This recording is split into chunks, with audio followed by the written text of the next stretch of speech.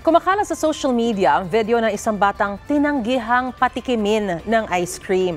Ang nanay ng bata balakasuhan ang nag-upload ng viral video dahil may tuturing daw itong pambubuli. May unang balita si Maki Pulido. Sa playground sa loob ng mall, kinunan ng uploader ang video na ito. Ice cream! Pinatikman ng uploader ang ice cream sa kanyang anak. Pero nang may lumapit na isa pang bata para tumikim din, Uy, hindi na makita anak ah. Gusto mo rin? Pabili ka sa mama mo. si Lena, di niya tunay na pangalan, ang mama ng batang tinanggihang patikimin ng ice cream. Parang ang sama ng tao na to. Para gawin yun sa isang bata. Nakabantay raw sa playground si Lena noong mga oras na yon. Bago raw kunan ng video ang anak, may away bata sa pagitan ng kanyang anak at anak ng uploader. Sinaway pa nga raw niya ang kanyang bunso at humingi siya ng pasensya sa uploader pero hindi siya pinansin. Duda ni Lena, sadyang in-upload ng video para pahiyain ang kanyang anak na 4 years old pa lang. Meron silang hindi nagustuhang action sa anak ko. Kaya nila ginawa yung video na yun. Kasi pwede mo namang itago na lang sa sarili mo yung video eh.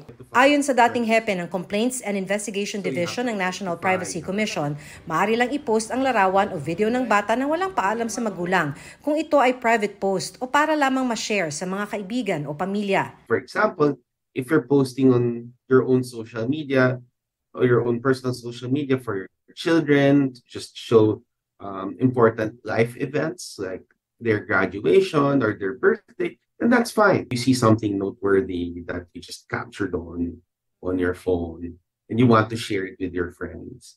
I think that's fine. Pero kailangan na ng pahintulot ng magulang kung ito ay pagkakakitaan ng halimbawa, vlogger, social media influencer o content na may intensyong ipa-viral.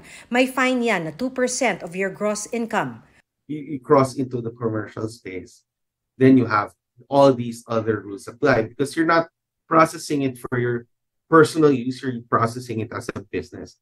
May kausap ng abogado si Lena para pag-aralan kung anong isasampang kaso laban sa uploader. As lumalaki siya, na magagamit yon against him for humiliation, embarrassment, mockery, and iisipin niya na wala palang magagawa about it.